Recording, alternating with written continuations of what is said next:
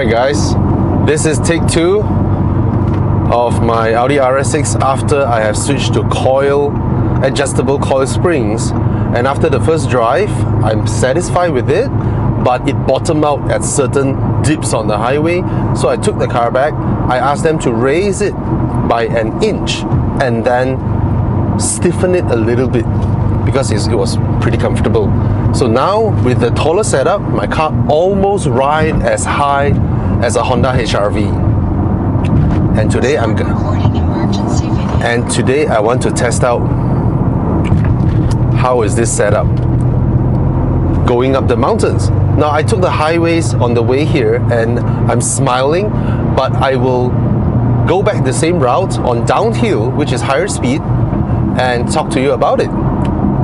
Because uphill, most people don't travel that fast, so you have a lot of slow cars blocking the so-called the overtaking lane. But downhill, everybody freaks themselves out and they will keep in the middle or in the inner lanes. So I would have a clearer path to explain how the car reacts. Now, the car rides higher now. I love the setup. I love the ride height. It corners well. And I also like the pliancy. So another thing that is immediate is how much confidence the car now gives me, because I am able to feel the road a lot better. You know, there's always this vagueness about air suspensions when you are pushing your car. Let's say I push faster. Just now I'm just driving chill, okay? Let's go a little bit faster and then just jab the brakes a little bit there, and then, oh, love it.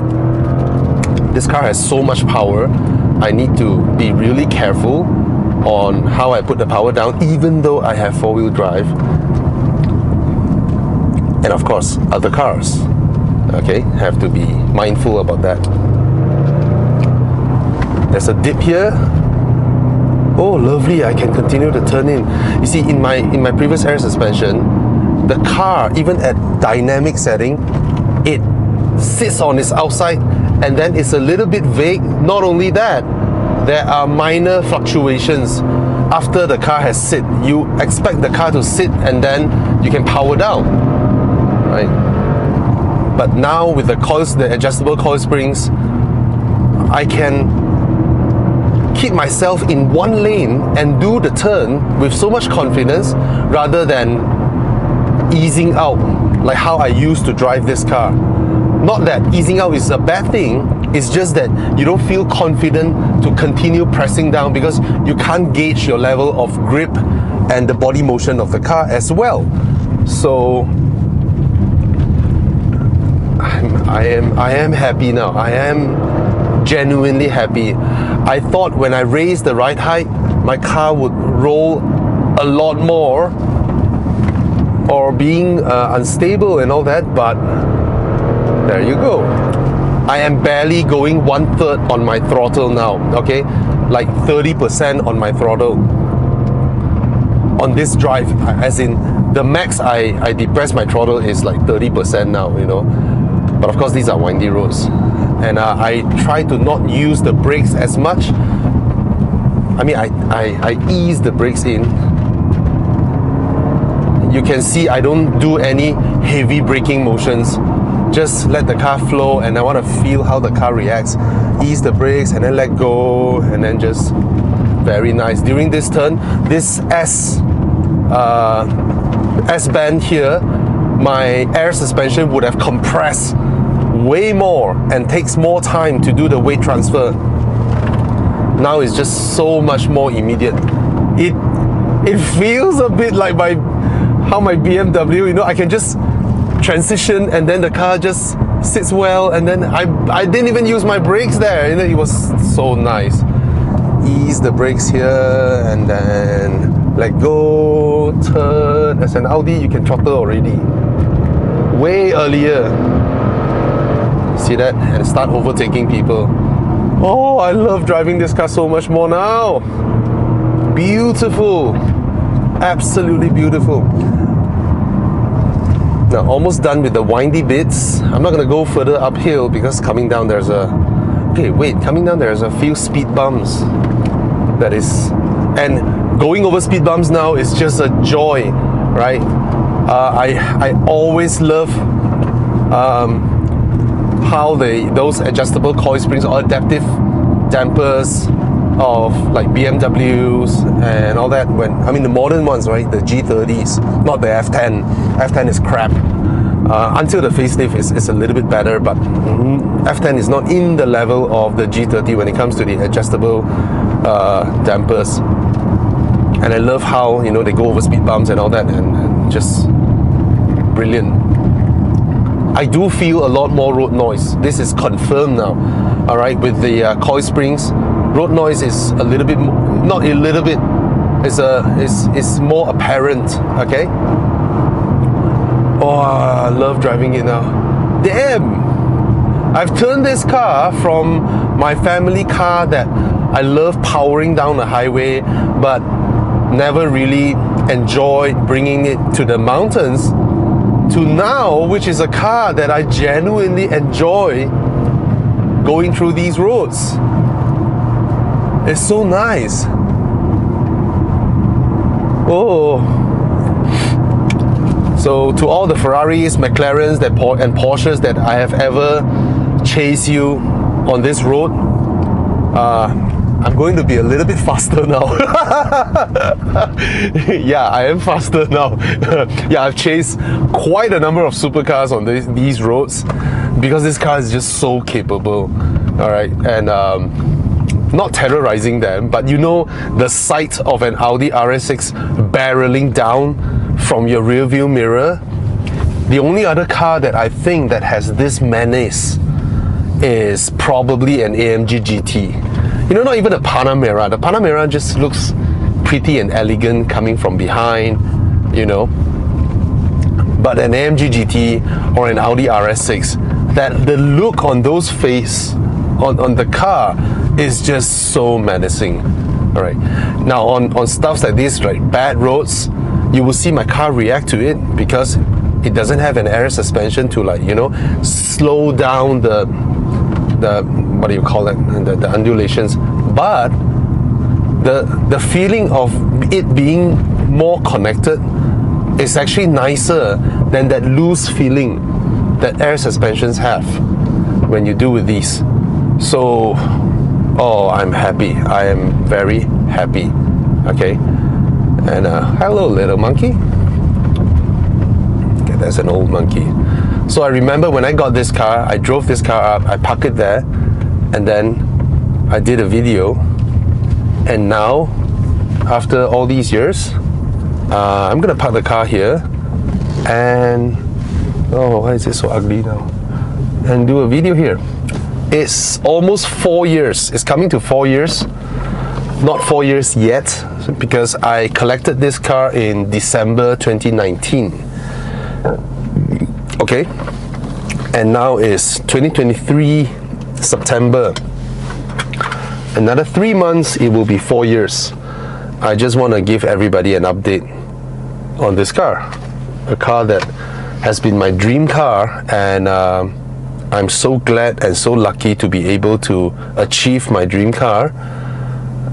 One of my dream cars. Actually, I dreamt of this way earlier than I dreamt of the Aston Martin Repeat. Not that this car was launched earlier, no, but to be able to own an Audi RS was my dream. A wagon, especially, since school days. Since after my infatuation with all the Skyline GTRs, you know, RX-7s, NSX. I mean, I still love those cars, but I mean, you can't deny it. Kids, Asian kids from the 90s, Japanese cars, of course. Back in the 90s, BMW 328i's are being bullied by Japanese 1.6, 1.8 engines on roads, right? Those are the eras. Anyway, let's walk around the car a little bit and talk about what I've done with the car.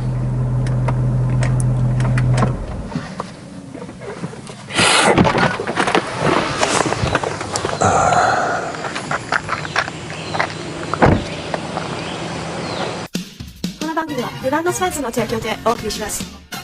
I'm here to bring a message. Tire promo usually all about bigger, fancier options. Now Michelin have some specific size tires Merdeka promo for a lot of cars on the road like Civic, HRV, Alphard, X70, blah blah blah. 17 to 19 inch and up to 200 ringgit e-wallets cashback until 24 September. If you bought 4 tires, there are merchandisers for you as well. Thank you, bye bye. Okay, I think you can hear the car breathing over here because this engine runs hot. So when I did a hot run like that, the engine is going to run for a little while to let itself cool down. Okay. Now look at the ride height. It doesn't look as crazy from camera. Okay. But if I kneel down or I can't zoom in stabilization mode, my car now has roughly the ride height of okay, it rides about the same as when I have my air suspension and I set it to its tallest setting, raising the air suspension to max. This is how it rides now, and I absolutely love this ride height. Okay, and it's more usable for daily with my family because this is my family car, send the kids to school and all that. But I was surprised, genuinely surprised by how well the car steered just now on the roads coming up. Okay, now this is like a 4-year overview, almost 4 year. When I got the car, the first thing I did was to remove the entire top part of the engine. Why? The Audi RS6 C7, this is the pre-facelift. I actually prefer how the pre-facelift looks. The pre-facelift has these crazy eyes. Alright, and then they facelift it to have a thin one line, you know, almost look like Volvo's Thor hammer headlights. I don't like that one. That one looks too unimaginative and it's too boring to look at. Okay, I like these headlights. They look menacing, especially dead on fronts. It looks really, really menacing. That's why for the C7 I prefer the pre-facelift. Okay, but the pre-facelift has this problem where there is a little oil filter about this size deep in the V-banks of the engine that was supposed to further filter out the oil before the oil was used to go into the turbos to lubricate them. It was a good idea to further lubricate it, alright, but the thing is this: the mesh of that filter is very fine. So what it does is that it captures everything, and soon enough it clogs up the filter, and then it chokes oil into the turbo. Now that hasn't happened to my car yet. It also doesn't happen to every single car. It only happens to those where sometimes they delay their oil change, they drive hard, they delay their oil change, and they have some particles in the oil. I am not someone who would delay my oil change. I change my oil every, let's say, 6,000, 7,000 km. Okay, I keep it as a habit. Even transmission oil, I change them at 30,000, 40,000 km to keep it fresh. But I bought this as a used car, not that it has a long travel time. When I got it, it only has about 20,000 km. 20,000 km is like 2 oil change for regular people, alright? And most engine oils can withstand 20,000, no problem. They still can work without breaking down too crazy, because it was previously owned by a celebrity, a beautiful lady celebrity, where her husband is a dato, I think. Yeah. So anyway, so when I got the car, I purchased the new updated filter, which has a larger mesh, and that thing costs like what, £4 or £3. But the whole work to remove the bumper, the engine, the top part, you know, just to remove all of those things, cost me about 3-4K, the labor and all that, just to change the filter, the little filter.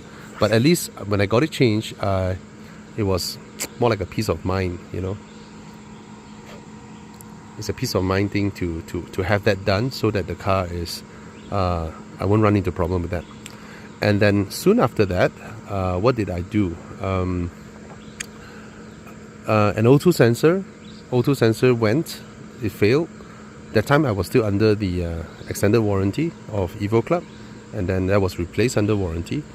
And then after that, nothing much happened. Okay, nothing major really happened. And then another O2 sensor.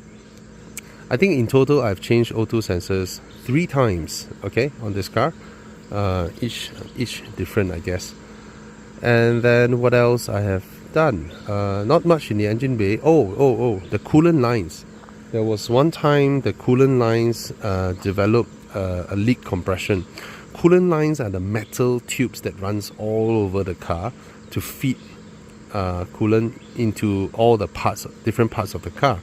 That was a pretty extensive job. Okay, so the whole set of coolant lines has to be ordered in, and then replace the existing one. And because you just can't really, it was a slow leak, and you can't trace where it goes. You found there's a compression. I mean, it depends on workshops, all right? Some people really take the trouble, take out the whole set, dump it into a tank of water, and then pump air through it and see where it leaks. Then you'll be able to find where it leaks, and then you fix that.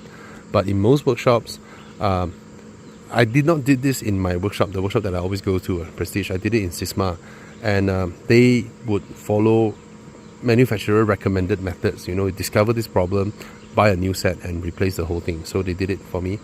And during that time, I also changed all the coil packs and spark plugs. Okay, so I got those done. And soon after, this is throughout 4 years. And what else I've done? I mean, I've changed tires. These are the Pirellis with the foam inside. Okay, somehow the grip that they carry is way better than the previous Pirellis that the car was on. Way better. Okay, I've changed the brake pads. Brake pads were worn out, and then I changed them. It was really costly. This is one of the very rare Audi RS6 C7 in Malaysian market where it is 100% full spec, except the Distronic. Back in 2013 when this car was launched, whatever adaptive cruise control that they have is shitty now, and you wouldn't want to use it. But that is the only thing that wasn't spec in this car. This car is full spec to the brim. It has the Bang & Olufsen. Most cars have Bose. It has all 4 soft closed doors. Most cars have probably just the front. The seats are the highest spec. Even the tonneau cover is powered. 21-inch wheels, carbon ceramic brakes, full LED, full every single spec. The Alcantara roof liner, everything, right? This car has everything. So the carbon ceramics are great, but the brake pads are really expensive. All right, a set of front brake pads cost upwards of, I think, 4,000 ringgit just for the brake pads alone.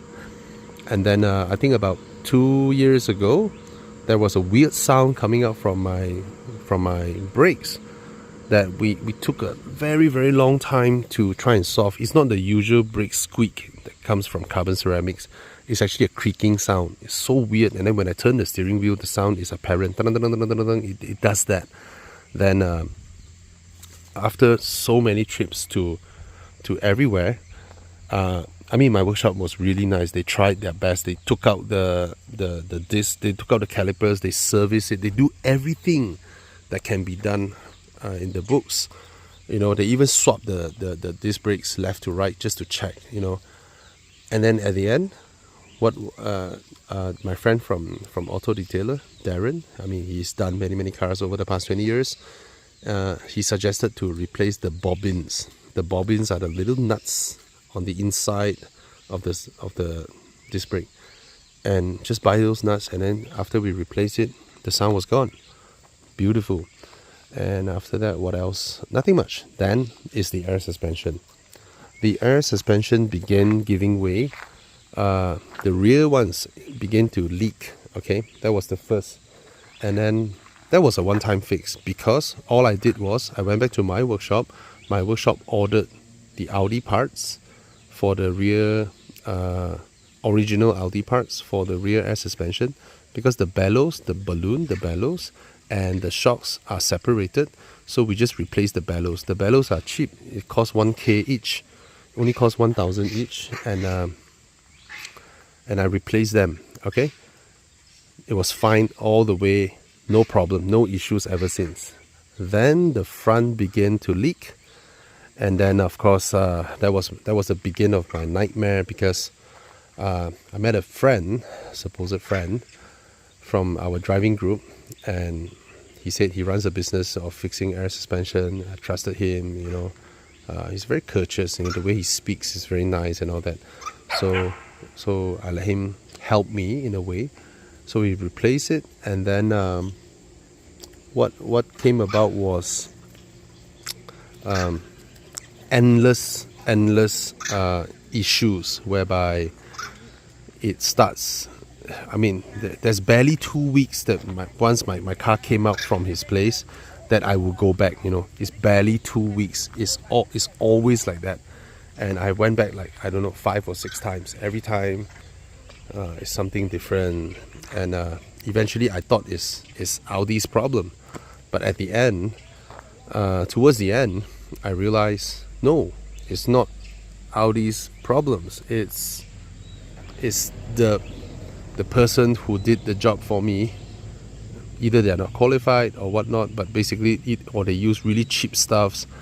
Basically, it's just bad work that ends up me going back non-stop, and it has come to a point whereby we have this phobia, you know, whereby we don't know when the car air suspension will go again, and every time have to go visit his shop again, leave the car there for 1 day or 2 days, and sometimes 1 day. It's just frustrating, super frustrating and stressful. That was my fault as well, because if I had just purchased the original Audi ones, which is not crazy in terms of price, but still not cheap, okay, then replace it and it would have been done.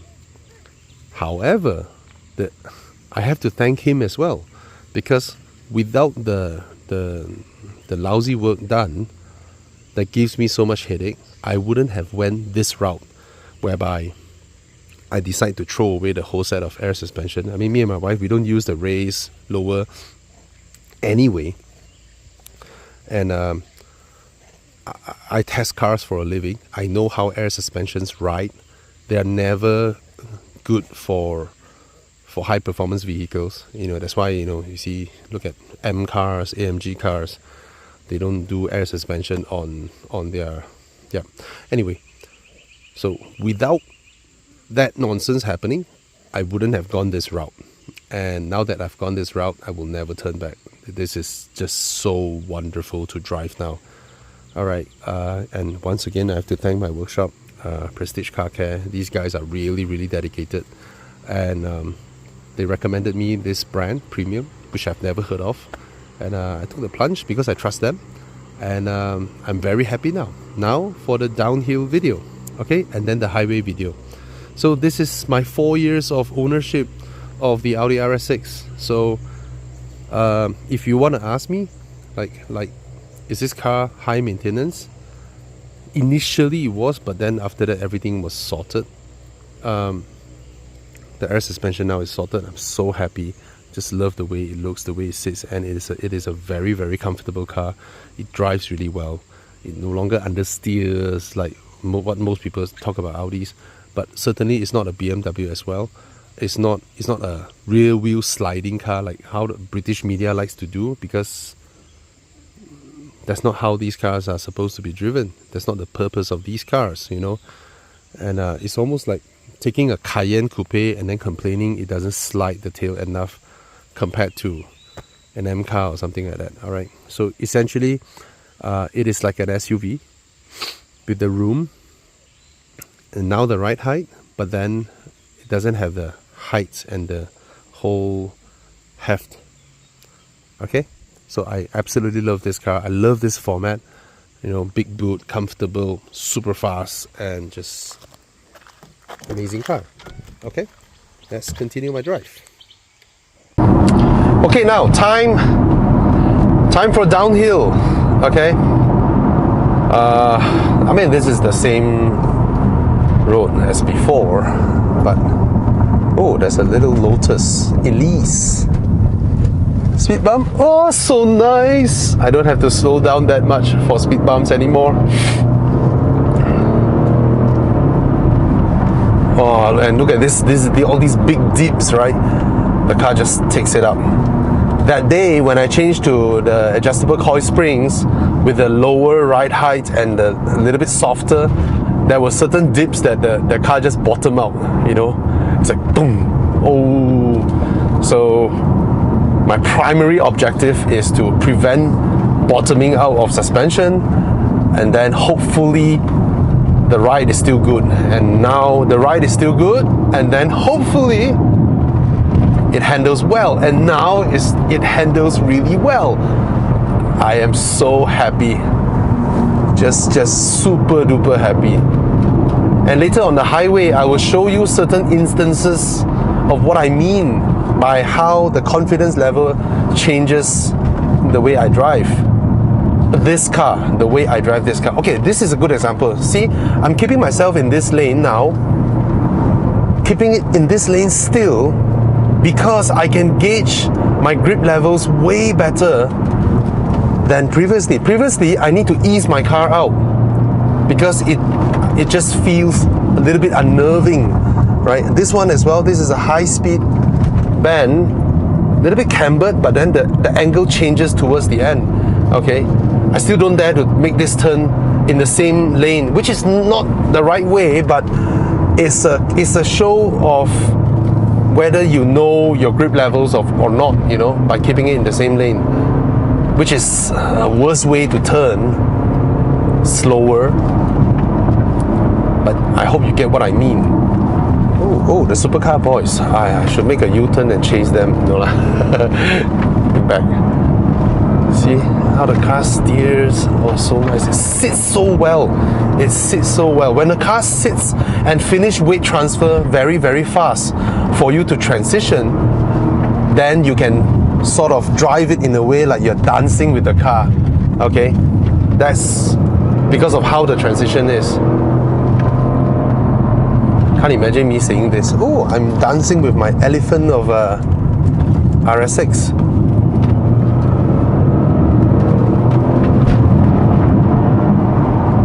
Lovely. Just lovely. Ah, I'm so happy. Oh, I forgot to mention, I changed my brake lines to steel braided hose. And I don't know what is that, what .5, don't know what high performance brake fluids. It was hilarious, you know. I thought I have, oh, there are a few cars. I thought I have carbon ceramics, so I have really good braking performance. Little did I know, there was a drive that I came up with all the Audi RS groups, right? I have to park my car down there and let all of them pass me so that I can record all of them, and then I need to overtake all of them to reach the top of the hill to record their arrival. I mean, I actually have my videographers for their drive, but then I forgot my videographer cannot catch up with all of us.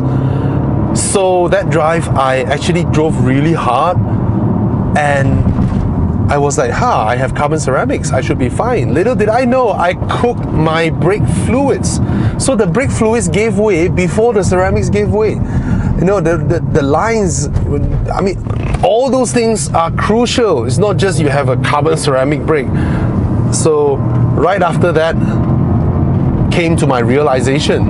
All my cars, I changed them to steel braided brake hoses and high performance brake fluids before I do anything like brake pads, you know, bigger calipers. All those are nonsense. You need the consistency of being able to work your brakes over and over again, rather than a big caliper that is really showy, very beautiful, which adds unsprung weight, you know, in a way. But anyway, I'm not against that, you know. It's just you do which one first. So I did that on this car, so now the braking feel is fantastic, you know, it's solid and proper, and everything matches up to make full advantage of the ceramics that I have. But come on, ceramics are for racing environment. For applications like these, nah. Fly over it. Oh, lovely. Coil springs. RS6, you can't do that. Yeah. Burst the balloon. I don't mean you will. The feeling feels like that in RS6. Okay. So yep.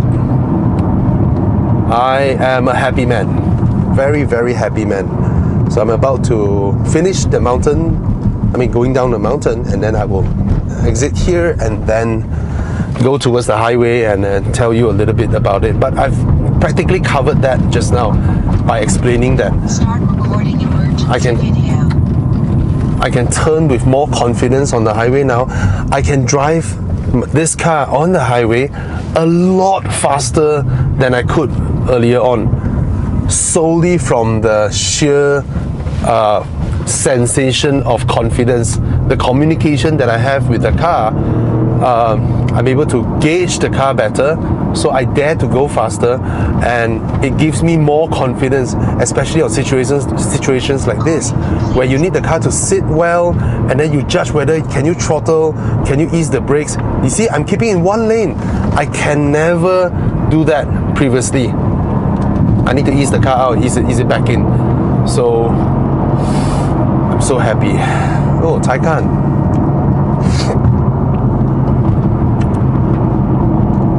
Yeah, I am just so happy, astounded. Ooh!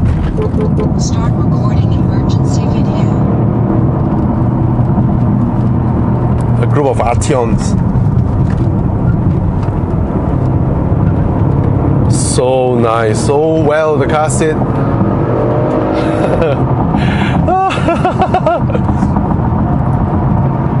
Genuinely happy. Even with this ride height. Oh, keep myself inside here. Go out to the middle. Continue turning. Oh, the confidence I have with this now. Damn.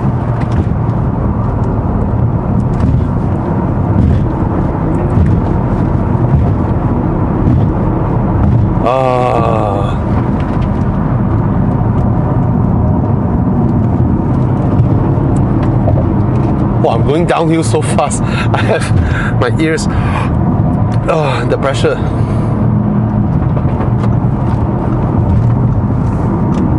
Sorry for that. I'd rather do this, get myself out, rather than go and,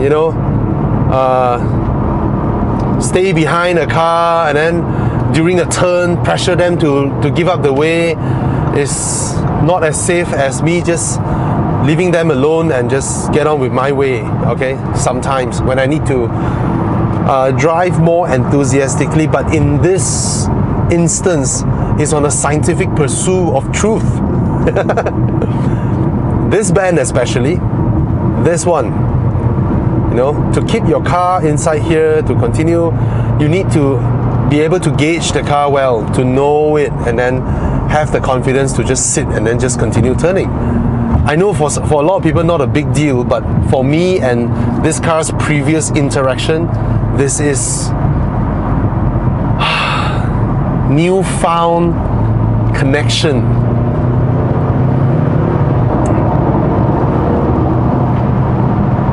Damn. I mean, of course, to drive fast, you still need to know the ways of turning less on roads like this, right? But oh my god, I am so happy. The next thing I want to figure out is the dips. I remember there were certain dips here that my car bottomed out.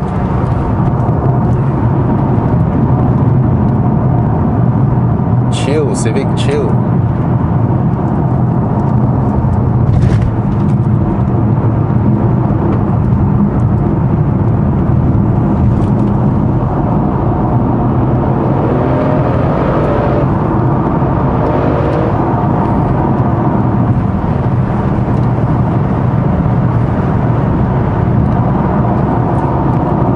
Lovely, absolutely lovely.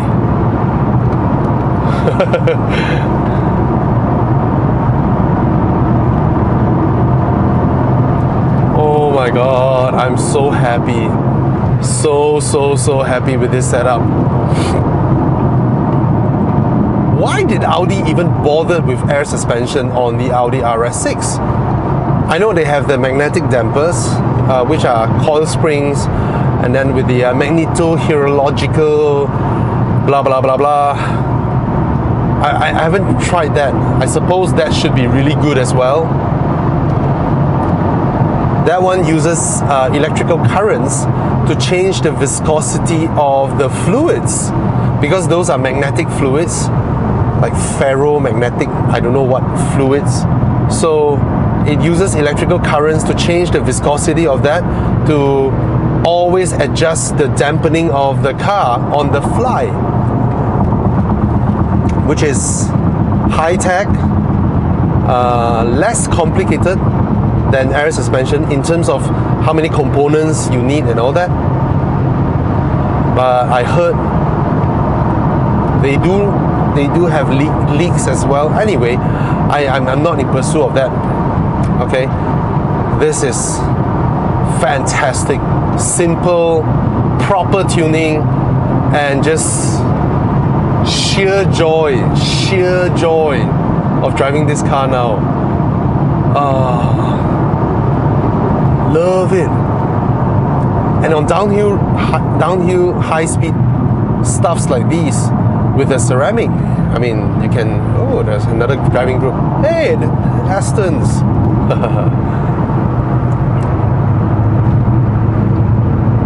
Beautiful.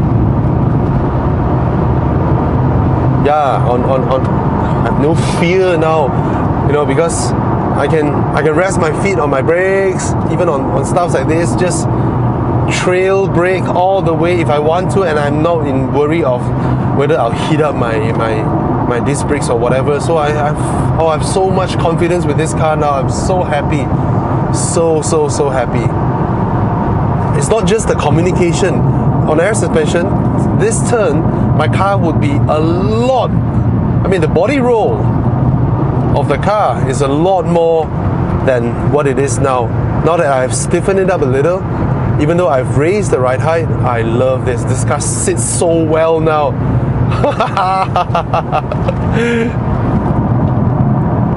Lovely.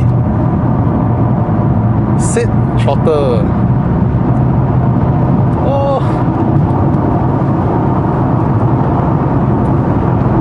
Sit, and then you can throttle. Look at that. Pick up speed. Brake a little. Oh, wonderful. I can go so much faster in this car now if I want to. I mean, I was barely throttling the car. I mean, being an Audi with Quattro, you don't need to fear the fact that while sitting, you can throttle.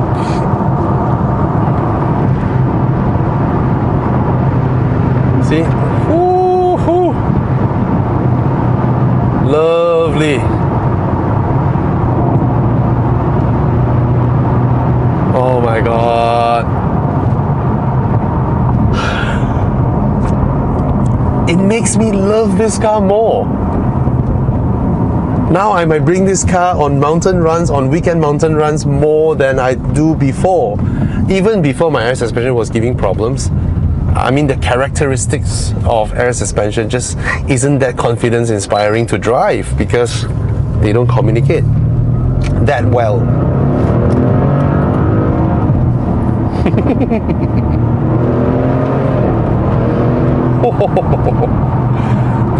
This engine is relentless. One of the experience of driving an RS6, one of the benefits of driving an RS6 that I notice is funny. Whatever car, when you come from behind, you barrel down, they will notice you first thing, and without a shadow of doubt, most of them will be, okay, this is beautiful. It's a drop. It's almost a foot, less than that. They will move out of your way, or they will begin figuring out when they can move out of your way. I love it. I mean, it's not that I love it, it's like they automatically move out of your way when they see you coming from behind. See, sometimes people only do that when they look at the hierarchy of cars, right? Let's say you're driving a BMW M340i, right? And then you saw a regular BMW coming up from behind you. He wants to go faster. But for you, you know that at will, at any given point of time, you can smoke that car if you want to. So it takes you longer to want to give up your position. You know, this hierarchy thing is very normal, okay? It happens all over the world. I'm not finger pointing anybody. It's human nature. That's why you see so many Myvis tailgating a Yaris, and the Yaris doesn't want to let go. You know, or a 2-liter Corolla. Anyway, that's besides the point. What I'm saying is, sometimes I just want to stay behind the McLaren or the Porsche or the Ferrari just to follow them. I want to look at their cars. I mean, I was driving up and then I saw a supercar, but okay, it was respectable distance. I never tailgate people like that. I always follow them at a respectable, let's say 3 car length distance. So admiring their car. But every single time I linger behind them for a little while, they will move out of the way. I'm serious. They never do this when I was in my 6 Series. Alright, my BMW 6 Series convertible. I noticed that in the RS6, be it a 911 GTS or whatnot, even turbos, McLaren 720s. I remember there was this time on this road, I was driving fast. There was a McLaren 720S in front. Both of us were going, let's put it this way, it was pretty empty, beyond 250, okay? The road coming down, and he moved out of the way, because at that kind of speed, I can be doing this at 250 in the RS6. Whereas in a supercar, you know, it's a lot more unnerving, okay? So, yeah, I guess this is too long of a video, too happy. Oh, this dip. Oh, that was the one. This road is the one. Yes, all these dips. Okay, one more. Not that serious. Okay. Luckily, I didn't end the video yet. I remember coming down here, there was a few dips, you know, that the previous setup bottomed out. Oh, I'm so happy now. So happy. So all of you out there with air suspensions, just, if you enjoy driving like me, and you can accept a little bit less comfort on the highways, just chuck them away and change to a set of adjustable coil springs like these. I am so happy now. Yeah, and don't waste your money and time with unqualified people doing shoddy works to your air suspension, okay, which I have been through. And I'm so happy. I ride almost the same as a GLC Coupe, my ride height now, in terms of clearance.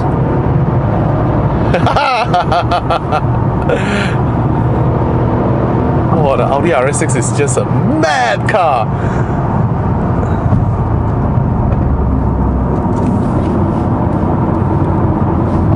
The way this car picks up speed, pushes power, is just second to none. I know there are faster cars out there now, but it's the demeanor of this car doing it with your family, with your luggage, everything. You can do that. It's just bonkers. Love it. Love it. And I love this generation more than the next, the C8. It's not even full throttle. It's just, I'm not even half throttle.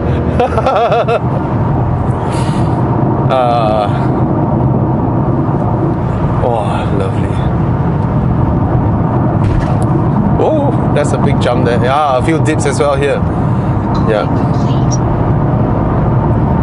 Oh, now I have... Okay, enough lah. You guys have heard me saying I'm happy for a while now. You know, a confidence-inspiring car, right, allows you to carry so much speed and control and confidence.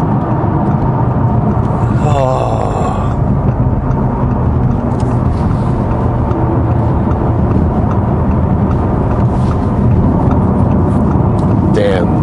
Alright guys, thank you so much for watching. Sorry for the extended babbling, but I'm just too happy, and I just want to share with you guys out there who wants to, or thinking or dreaming of buying an Audi RS6. It should now be at its bottom price point, 280, 300k. It will forever be this price point, don't worry, because the F10 M5 is sort of like forever at 220, 230, and the RS6 always commands much higher value than the M5, F10. So it's the perfect time to buy now. What a beast of a car.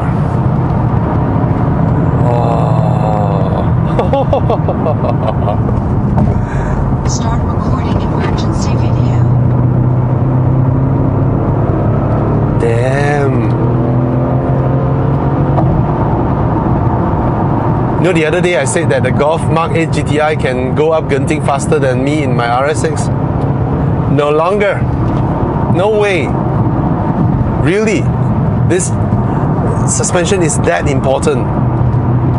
Not just on dampening, but giving you the confidence to go, to gauge how much can you still go.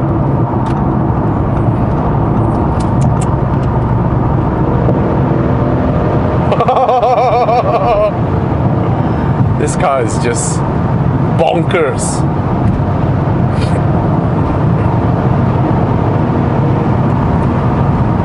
Bonkers. I have so much confidence. Damn. Alright, cheers guys.